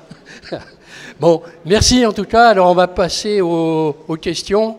Je sais qu'il y en a d'entre vous, beaucoup d'entre vous qui en ont préparé. Donc, c'est le moment de dire, préparé ou pas, c'est le moment de passer aux questions et Sébastien va vous répondre. Oui, n'hésitez pas, hein, les questions, elles peuvent être spontanées, elles peuvent être d'aujourd'hui, enfin voilà. L'idée, c'est de partager, donc il nous reste 20 minutes ou 25 minutes, profitez et partagez. Si je peux être utile à quoi que ce soit, ça me fera plaisir.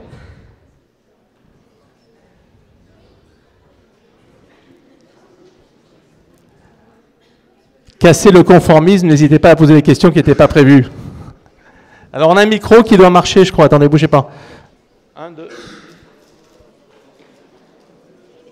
Vous regardez s'il marche, je ne sais pas s'il marche. Voilà, ça va être sympa, on va faire ça de manière dynamique.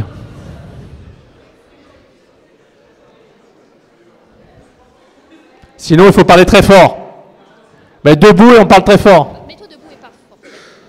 Voilà.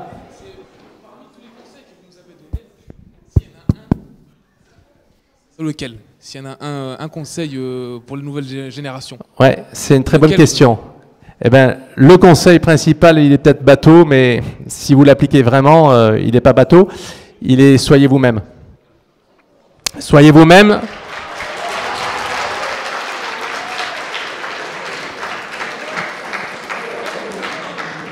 Soyez vous-même, ça veut dire une chose pour moi. Si vous faites semblant, si vous avez un masque, etc., vous allez perdre du temps. Vous allez perdre du temps, soyez vous-même. Si vous n'êtes pas accepté, c'est que vous n'êtes pas au bon endroit. Après, ça ne veut pas dire qu'il ne faut pas être humble et travailler sur soi pour s'améliorer. Ça ne veut pas dire je suis moi-même et c'est moi qui est tout vrai et c'est moi qui suis la vérité et les autres doivent s'adapter à moi. C'est pas ça que je dis. Mais je dis soyez vous-même. Travaillez sur vous, faites ce que vous pouvez pour vous améliorer, écoutez, mais soyez vous-même. Soyez vrai, soyez authentique. Voilà. Soyez authentique, soyez vous. Vous gagnez du temps. Vous avez parlé des 7 habitudes pour réussir. Est-ce qu'il y aurait des compétences essentielles pour réussir dans la vie active et comment est-ce qu'on pourrait les acquérir? Les compétences essentielles pour réussir dans la vie active, déjà ça dépend de chacun d'entre nous, mais moi ce que je dirais c'est ce que j'ai expliqué sur la partie intelligence émotionnelle, etc. Donc c'est voyager, ouvrez-vous sur le monde, allez connaître les autres, c'est ça les vraies compétences. Les compétences métiers, vous les apprendrez dans des formations, vous les apprendrez dans votre travail, vous les apprendrez sur le job. Donc les compétences métiers, c'est quand vous pratiquerez un travail, le collègue vous assignera, il faut tourner le truc à droite, il faut le tourner à gauche, l'ordinateur c'est comme ça. Vous apprendrez ça soit dans des formations cadrées, soit sur le job. Mais la plus grande richesse humaine, c'est cette intelligence contextuelle, d'adaptabilité et d'intelligence émotionnelle. Et ça s'apprend en voyageant, en rencontrant les gens, en étant ouvert, en étant réceptif. Donc il y a beaucoup de mots que j'ai partagés avec vous, c'est ça que je vous encourage à faire. Voilà. C'est ça qui vous fera réussir, c'est cette capacité à vous adapter. Donc voilà, voyagez, ouvrez-vous sur les autres. Merci, c'est gentil.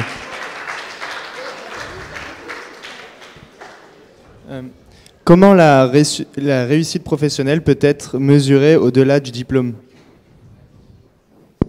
La réussite professionnelle, elle est individuelle. En fait, vous allez découvrir que dans la vie, vous êtes en concurrence. Vous savez contre qui vous êtes en concurrence dans la vie? J'ai rien à vous apprendre. Vous êtes en concurrence contre vous-même. Mais vraiment, vraiment. Donc la réponse à votre question, c'est qu'est-ce qui est important pour vous et qu'est-ce qui peut vous rendre heureux. Et en fonction de ça, votre réussite professionnelle, c'est d'être heureux. Je vous donne un exemple. Moi, j'ai fait un choix de carrière qui était de vivre là où il y avait du soleil et de la mer. Donc j'ai commencé ma carrière à Rio de Janeiro, au Brésil. Ensuite, je suis allé à Baltimore, aux États-Unis. Ensuite, j'étais à Barcelone et ensuite, j'étais à Nice. Alors, vous voyez, ma femme et mes enfants étaient heureux. Hein. Ils ont vécu au bord de l'eau et avec du soleil tout le temps. Moi, j'ai un peu trimé quand même derrière. Ça n'a pas été simple tous les jours. Mais j'ai pas fait une carrière ni pour un titre, ni pour un salaire, ni pour une reconnaissance. J'ai fait une carrière pour ma famille, parce que pour moi, ce qui était important, c'est que ma famille soit bien. Et donc, j'ai choisi des villes où je savais que l'écosystème autour de moi serait heureux. Et ça me permettait de m'investir dans ma vie professionnelle. Donc, il n'y a pas de réponse. C'est chacun en fonction de ce qu'il veut. Voilà. Il y en a qui sont plus sensibles. D'ailleurs, je partage avec vous, il y a 7 motivations d'après les spécialistes en ressources humaines. Là aussi, j'aime pas trop qu'on mette des cadres et des trucs. Mais dans les motivations, il y a la sécurité. Souvent, des personnes ont eu des enfances difficiles, etc. Donc, elles n'osent pas trop, elles sont plus introverties, donc ils ont un besoin de sécurité.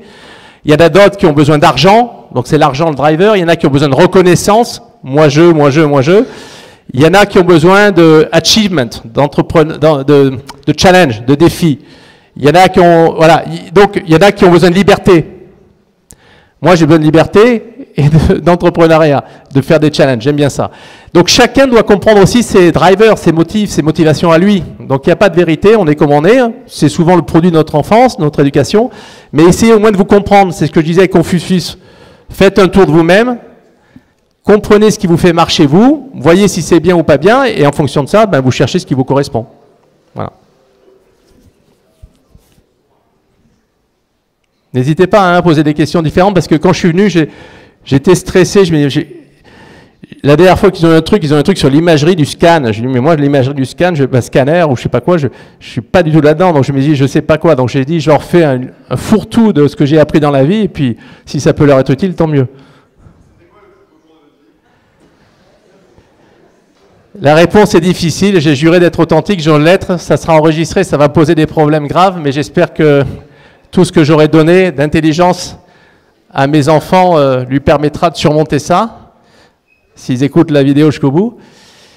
C'était la naissance de mon premier enfant. Et donc je dois préciser que je le fais parce que je suis authentique et sincère, je ne sais pas être autrement.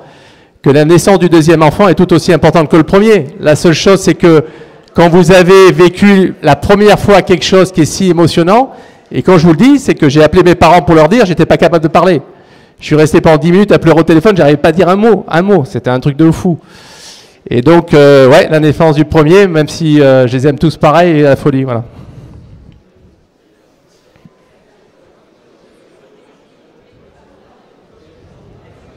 Mettez-vous plutôt en centrale.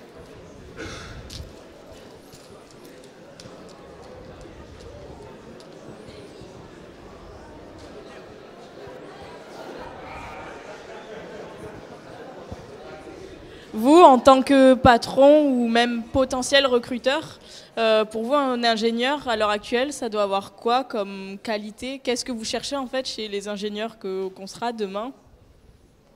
Ça dépend des positions pour lesquelles on les recrute, je crois. Donc, on a des ingénieurs qui ont des... Par exemple, nous, on cherche pas mal d'ingénieurs avec des compétences dans la production, dans la biologie, etc. Donc, ça dépend des positions pour lesquelles on les recrute. Donc, là, pareil, il n'y a pas une réponse standard. Quand on recrute un ingénieur, ce qu'on aime bien, c'est d'imaginer que quand on recrute quelqu'un, c'est pour le long terme, nous. On est une société familiale, investie dans la durée, on n'est pas à faire des quick wins, donc on essaie de construire de la valeur dans la durée. Donc c'est d'imaginer que l'ingénieur qu'on recrute a du potentiel de développement. Et donc le potentiel de développement, c'est sa capacité à se développer, à s'adapter et à grandir dans la société. Et donc c'est des compétences qui sont souvent dans qui il est. Pas ce qu'il sait faire, mais qui il est. Et qu'est-ce qu'il va pouvoir, avec qui il est, évoluer dans la société. Donc c'est surtout des capacités d'adaptabilité. Vous savez, on parle souvent de la notion de talent. C'est à différencier un talent d'un top performer. Un top performer, c'est quelqu'un qui est très très bon dans ce qu'il fait. Le meilleur vendeur, le meilleur gars à la production, le meilleur gars à la R&D, c'est des top performers. C'est pas nécessairement des talents. La notion de talent, c'est pour nous la notion de quelqu'un qui est capable de se développer, donc d'apprendre de nouvelles compétences, d'évoluer dans la structure, de prendre d'autres postes, y compris des postes de management, qui demandent des soft skills, qui demandent la capacité à se relationner aux autres et être un leader. Alors, j'ai pas parlé de leader, mais on m'a posé la question une fois dans une interview, c'est quoi un leader? Je m'attendais pas. Donc, c'est sorti de nouveau du cœur et j'ai dit deux choses, confiance et bienveillance. Confiance, ça veut dire quoi? Confiance, pour moi, ça veut dire ce que vous avez demandé tout à l'heure, l'authenticité, être soi-même, être vrai, parce que les gens ne vous suivent pas s'ils sentent que ce n'est pas vrai. Ils vous suivent s'ils sentent que c'est vrai, que vous êtes authentique, que vous êtes sincère. Mais être authentique et sincère, ça ne suffit pas, parce que si vous n'êtes pas bienveillant pour eux, ils n'ont pas envie de vous suivre non plus. Mais les deux notions, ça résume bien le leadership. Donc, ce qu'on cherche, c'est des personnes sur lesquelles on sent que c'est authentique, on sent que c'est vrai, on sent qu'il est lui-même. Et ensuite, on sent qu'il a une volonté d'apprendre, d'humilité et de progresser. C'est le type de choses qu'on cherche, en plus du savoir-faire et du métier. Voilà. J'espère que j'ai répondu. Bonjour. Je suis là. Bonjour. Ma question, c'est au début, du coup, vous avez eu des doutes quand vous vous êtes lancé dans ça. Comment vous avez fait pour aller au-delà de vos doutes et est-ce que vous avez douté encore quand vous étiez dedans et comment vous avez fait pour contrer ça? Bah, si je vous raconte ma vie, alors je sais pas. La fois où j'ai douté le plus, c'est quand je suis parti au Brésil. En fait, parce que j'avais fait une action humanitaire pendant 2 mois au Brésil, donc je parlais 3 mots de portugais. Hein. J'avais aidé des enfants abandonnés au nord du Brésil. Donc, quand vous avez 20 ans, vous n'avez pas de curriculum, donc vous mettez, j'avais pas de job ni rien, donc j'avais mis notion de portugais, etc. Et j'ai eu un job au Brésil, et j'ai dit, oh là là, quand je vais arriver, ils vont penser que je parle le portugais, je parle pas un mot. J'ai passé les 11 heures dans l'avion à potasser le portugais. J'étais stressé comme ça, je dis, et la personne qui est venue me chercher à l'aéroport, elle parlait français couramment. Et donc, je dis, ça servait à rien de me stresser. Mais c'est une très très bonne question. On se forme en fonction de nos expériences. J'ai eu énormément de chance. Tout ce que j'ai fait, je l'ai réussi au début. Ce qui fait qu'à chaque fois que j'ai échoué, je ne l'ai même pas vu que j'ai échoué. C'est-à-dire que je repartais. Et si vous faites 10 choses, enfin, vous tentez 10 choses et vous en réussissez 8, les 2 fois, ça glisse, ça n'a pas d'importance. Et donc, vous continuez. Si vous commencez une chose, vous prenez un mur, vous prenez une chose, vous prenez un mur, vous êtes tendance à dire j'arrête parce que j'ai pris des claques de dingue. J'ai pris des claques de dingue. J'ai déménagé aux États-Unis en 2000. Je ne vais pas vous refaire les détails de ma vie, mais en 2000, c'est le moment des dot-com et les bulles Internet. Bien sûr, quand vous partez du Brésil, j'ai investi aux États-Unis. Le lendemain matin, j'avais perdu tous les investissements. Pour vous dire des choses comme ça qui nous sont arrivées dans la vie, qui sont, on en prend des claques. Mais si vous avez sur 10 fois, 8 fois réussi, ça glisse et vous avancez. Donc, n'ayez pas de doute. Le seul conseil que je vous donne, c'est faites des choix qui vous ouvrent un maximum de possibilités, parce que vous n'êtes jamais ce que vous voulez. Moi, j'ai fait vétérinaire pour m'occuper des vaches dans une ferme. J'ai vraiment pas mal terminé, hein, sincèrement. Et puis en plus, je dis après, à 40 ans, j'irai mettre une clinique à Tahiti et j'irai m'installer à Tahiti. Bon, je suis directeur général d'une société de pharmacie à Nice. J'ai tout échoué de ce point de vue-là. Mais en fait, l'apprentissage de ma vie, c'était que vous devez avoir un but, vous avez un but, et puis les choses bougent autour de vous, et puis vous ajustez en permanence. Et tous les gens qui ont réussi, y compris ceux qui ont gagné beaucoup d'argent, des entrepreneurs, etc., des gens qui étaient millionnaires à 30, 40 ans, quand je leur parlais, mais comment t'as fait? Ils n'ont jamais fait le plan initial, mais jamais. Moi, j'avais un bonhomme, j'avais 20 ans, il m'avait invité chez lui à Rio, il avait un appartement qui était 300 mètres carrés face à la mer. J'ai dit, mais comment t'as fait? Il dit, je voulais faire du trading avec les Chinois sur les matières premières, et puis ça n'a pas marché, alors j'ai fait ça, et puis ça n'a pas marché, et puis j'ai fait ça, et puis ça a marché. Voilà, donc osez, faites, soyez juste, comment dire, laissez-vous des portes ouvertes, c'est juste ça. Mon grand-père disait, une main pour le marin, une main pour le bateau, c'est une autre manière de penser. Sécurisez-vous quand même, faites pas n'importe quoi, mais voilà. Avant cette question, j'ai juste envie de dire, vous dites il y a la chance, mais il y a aussi beaucoup de travail derrière, parce que on teste beaucoup et finalement, à un moment donné, mais c'est pas que de la chance. Alors, vous savez ce que c'est la chance? Ça va répondre à votre question. Qui sait quelle est la définition de la chance? Ah, il y en a une qui est géniale. Alors en anglais, et après je vous la fais en français. Chance is when preparation meets opportunity. C'est quand la préparation rencontre l'opportunité. Je vais vous la faire plus détaillée. Tous d'entre vous allez être exposés à des opportunités de dingo. Tous. La plupart d'entre vous ne vont même pas les voir. Et vous ne verrez pas les opportunités qui se présentent à vous parce que vous n'êtes pas préparé à les saisir. Donc mon conseil, c'est préparez-vous, soyez attentifs, et quand les opportunités passeront, faites le choix de celles que vous prenez ou pas. Mais si vous n'êtes pas préparé, vous ne les verrez pas. Donc ce que j'ai fait, en fait, et c'est peut-être là où je vous rejoins, c'est pas que de la chance, c'est de la chance. Les opportunités, elles sont là tout le temps. C'est que quand j'ai voulu, j'étais vétérinaire, quand j'ai fini par atterrir dans une entreprise, et ça va vous arriver, il fallait faire un MBA à mon époque. Alors on m'a dit MBA, on va faire un MBA de quoi? Marketing, ouais, tout le monde faisait, à mon époque, tout le monde faisait MBA de marketing. Moi, j'avais passé 2 ans sur le terrain. J'ai dit marketing, mais marketing, c'est du bon sens. Il y a un bonhomme en face, il veut acheter le produit, on comprend ce qu'il veut. Qu'est-ce que je vais apprendre à l'école marketing? Je vais rien apprendre en marketing. J'espère que j'ai avec ces personnes. Il y a un truc que moi j'ai besoin d'apprendre, c'est la finance. La finance, je ne l'invente pas. Il y a des trucs que je ne comprends pas à la finance. Donc j'ai fait un MBA en finance. Et en fait, je me suis dit, j'avais une éducation vétérinaire, donc scientifique. J'ai passé 2 ans à faire de la vente et du marketing sur le terrain avec du bon sens.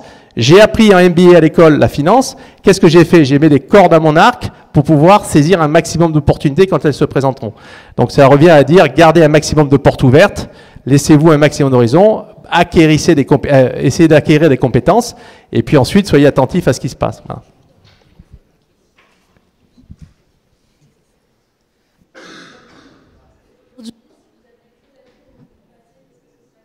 Pardon? Le micro n'a pas marché. Si vous aviez une chose à dire au bout du passé, qu'est-ce que ce serait? Si j'avais une chose à dire, mais j'ai pas entendu la première. Au cours du passé? Au goût du passé?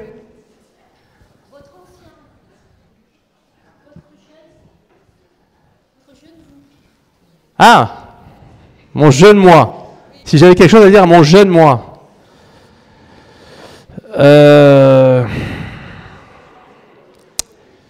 C'est difficile parce que je me pose souvent la question qui reviendrait à dire est-ce que je ferais les choses différemment? Il y a une chose que je peux vous dire, mais vous ne la comprendrez pas. Et quand je dis ça, il n'y a aucune arrogance. C'est parce que j'ai toujours entendu gens de me dire ça et j'ai jamais compris. Je commence à peine à le comprendre maintenant. C'est que ça passe très vite. Et en fait, je vous explique pourquoi vous ne pouvez pas le comprendre. Parce qu'à 20 ans, on a l'impression que la vie, on a du temps. Et à mon âge, on commence à dire, oh là là, j'ai mal au dos, là, je ne peux plus bouger. J'ai un truc qui fait mal. Et puis alors, la santé, je vous explique aussi un truc. Tiens, la santé, c'est pas comme ça. Hein. La santé, c'est comme ça. C'est des marches d'escalier. J'ai fait un marathon il y a 5 ans. Et puis, vous faites une chute de ski, une connerie, et hop, vous avez un truc qui pète. Et là, vous revenez jamais là où vous étiez. Hein. Jamais. C'est des marches d'escalier. Donc, la seule chose, c'est vraiment d'avoir conscience que la vie est pas aussi dangereuse qu'on peut l'imaginer. Donc, prendre peut-être plus de risques encore. Ouais, j'aurais pris plus de risques. Voilà, j'aurais pris plus de risques. J'aurais osé plus. Si je devais dire quand j'aurais osé plus. En fait, je venais d'un monde où mes parents avaient peur. Quand je suis parti au Brésil, ça avait fait peur à tout le monde. Et pour être honnête, je suis allé au Brésil pour faire un truc humanitaire. Il y avait un char dans la rue, parce que j'étais à côté d'un bidonville, juste en face de mon immeuble. Et donc c'est vrai que c'était pas très rassurant en 94 quand même. Hein. Le Brésil en 94, c'est pas le Brésil d'aujourd'hui. Et donc mes parents n'avaient pas voyagé, n'avaient pas vécu à l'étranger. À mon époque, on voyageait pas autant que ça. L'international, c'était pas ce qu'il était. Hein. C'était pas les mêmes aventures. Donc j'ai été celui qui a osé le plus de toute la famille, mais j'ai osé avec derrière des alarmes permanentes. Donc j'aurais enlevé les alarmes. J'aurais osé encore plus. Voilà. J'aurais fait encore plus. Merci.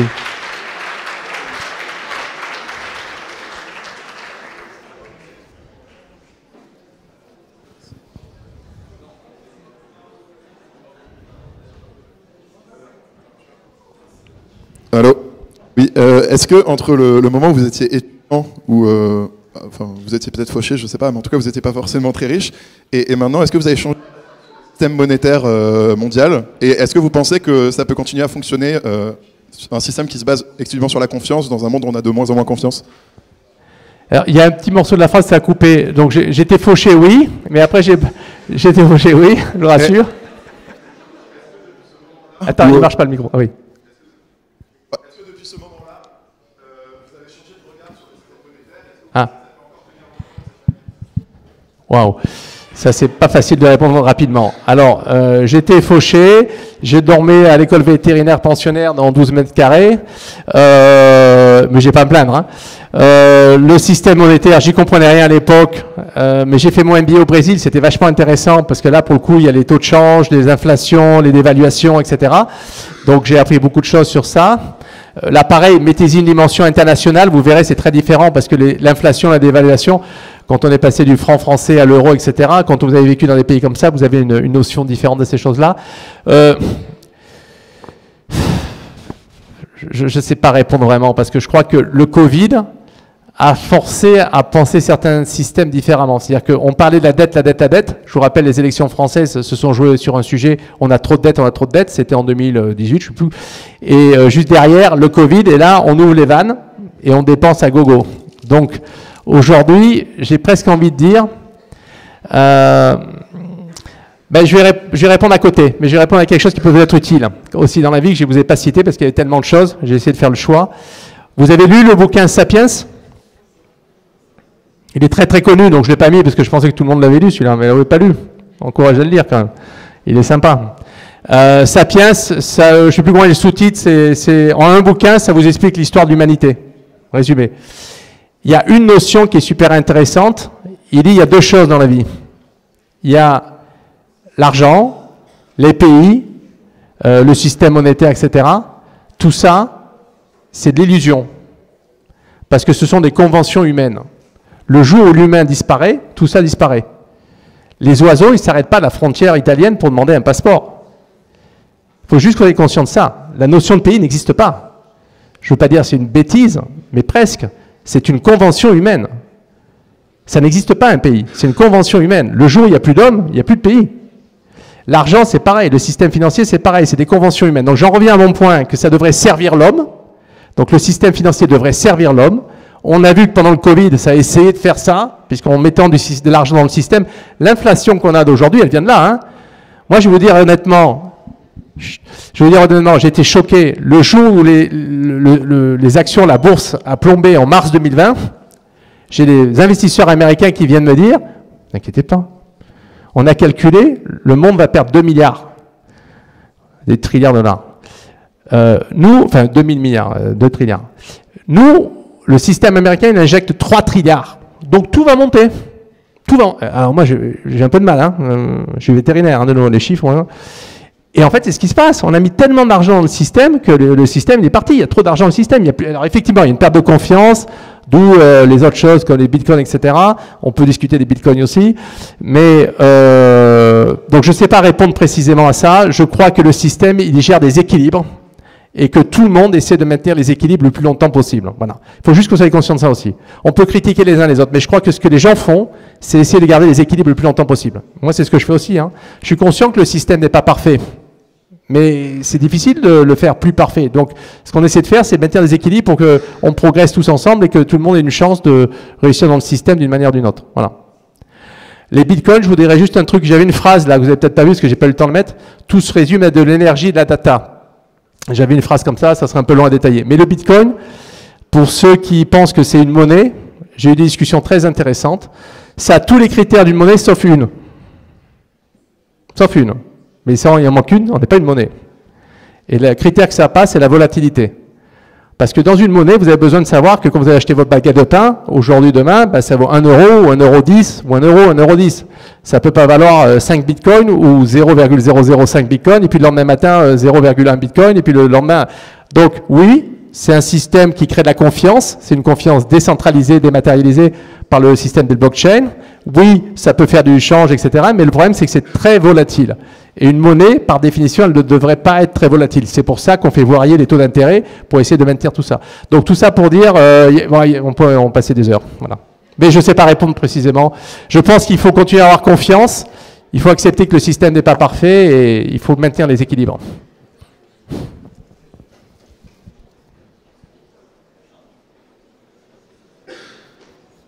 Tombez pas, tombez pas, tombez pas.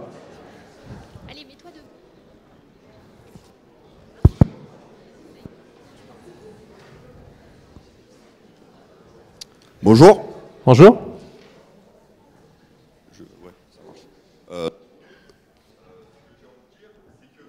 Tout à l'heure, des frontières, etc.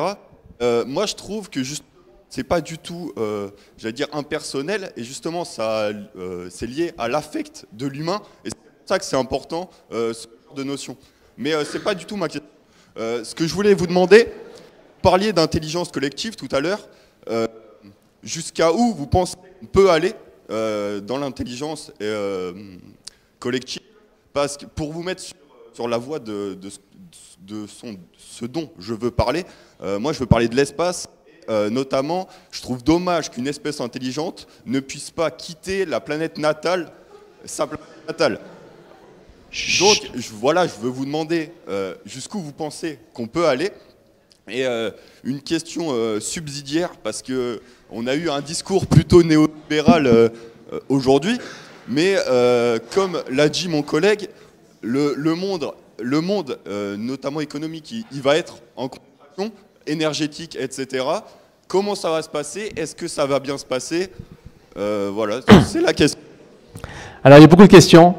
Elles sont toutes passionnantes. Je vais essayer de m'en rappeler et d'y répondre. Alors, d'abord, sur les pays, je suis d'accord.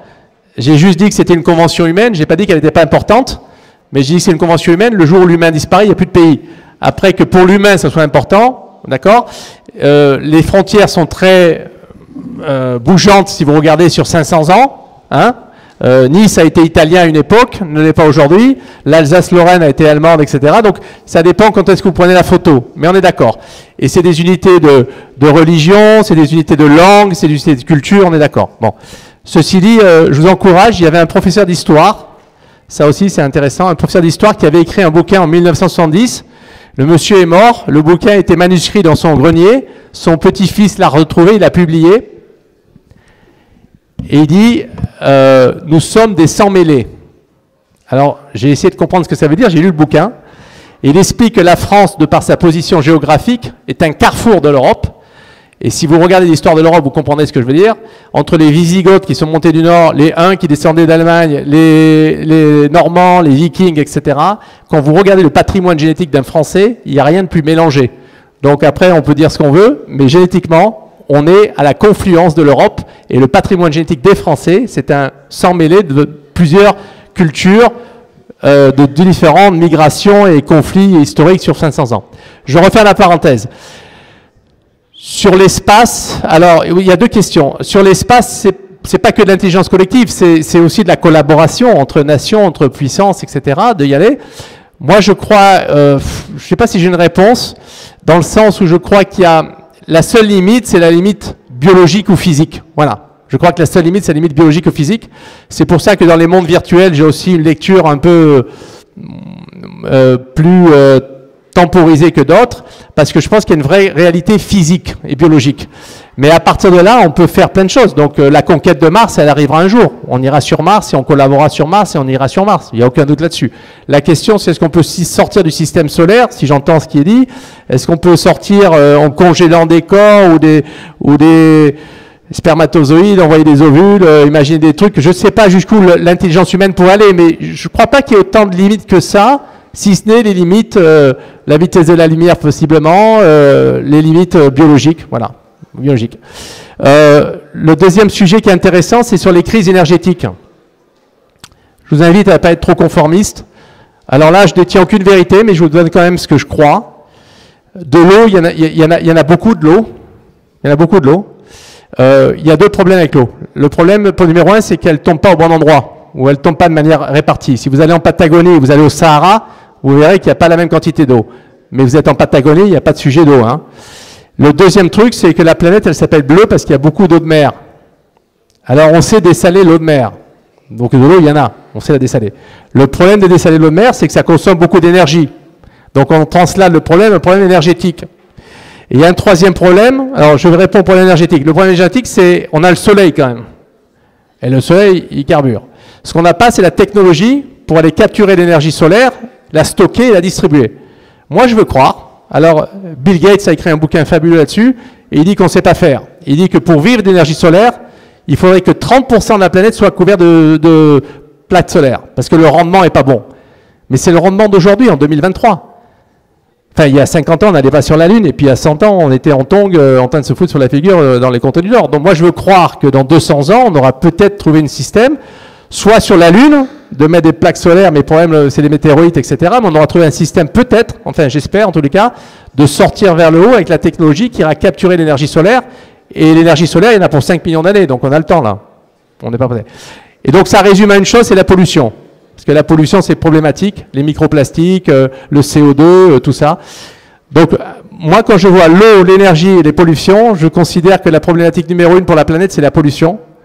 et tout ce que ça, voilà. La pollution, c'est aussi les excès de CO2, les microplastiques, etc. Mais là, pareil, il y a des technologies pour dégrader le plastique avec des bactéries.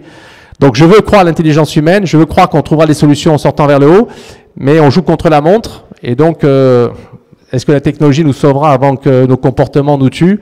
Parce que je ne crois pas qu'on changera nos comportements, malheureusement. Allez, allez. La dernière. Merci, c'est gentil.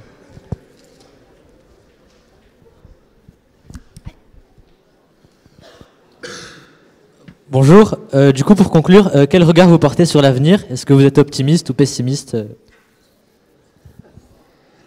Ah, la question piège. J'espérais y échapper à celle-là.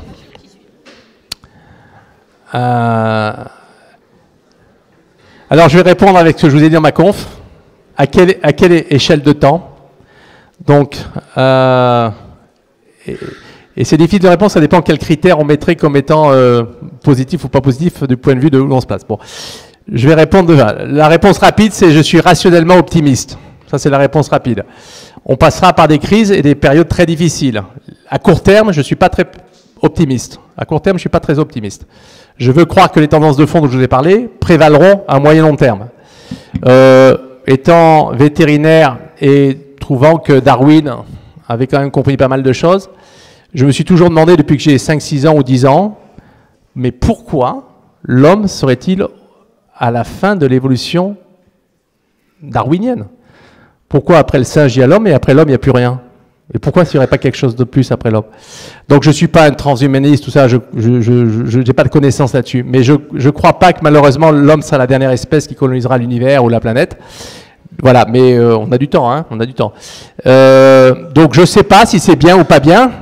De nouveau, si vous êtes dans la sérénité de comprendre le processus de la vie, de la biologie, qui est l'étude de la vie, hein, logos du grec et bio, la vie, l'étude de la vie, vous voyez une chaîne, et ce qui est important, c'est la transmission, c'est ce qu'on fait aujourd'hui, c'est transmettre, c'est partager, c'est être un maillon de la chaîne, vous êtes rien d'autre qu'un maillon de la chaîne, et la planète Terre est un grain de sable dans l'univers, donc on se fait très plaisir en se glorifiant des résultats annuels de Virbac la semaine prochaine ou le mois prochain, là.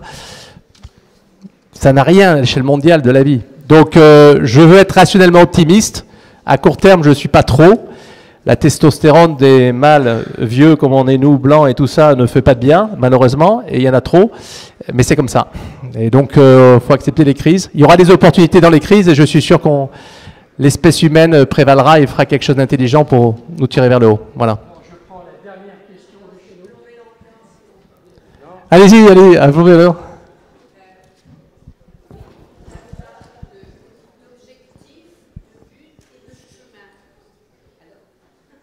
Oui, je reprends.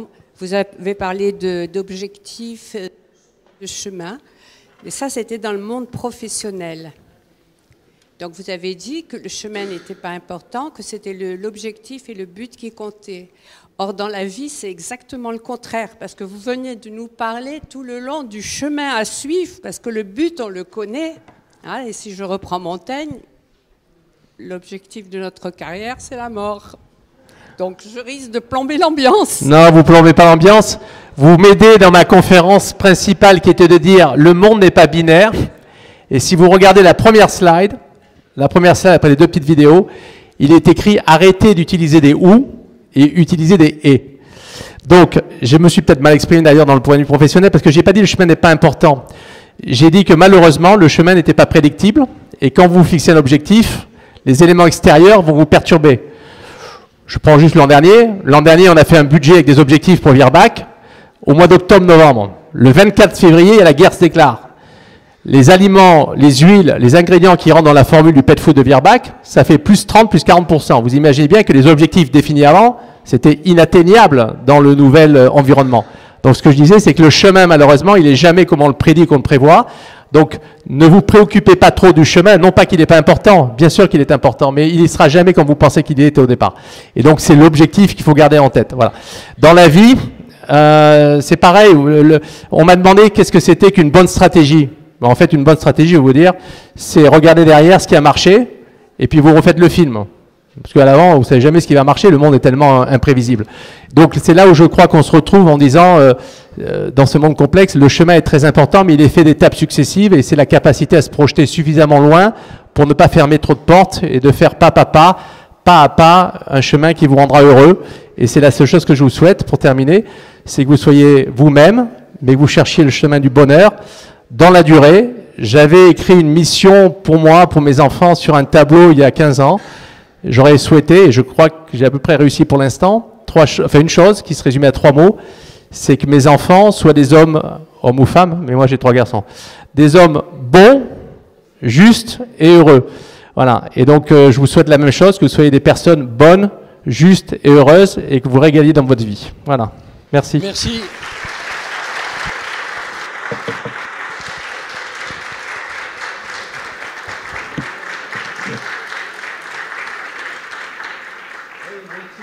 Pour cette conférence très riche, et je crois que tous ont suivi et qu'ils auront pour demain des chemins et des objectifs. Merci encore d'avoir pris un peu de temps pour nous tous.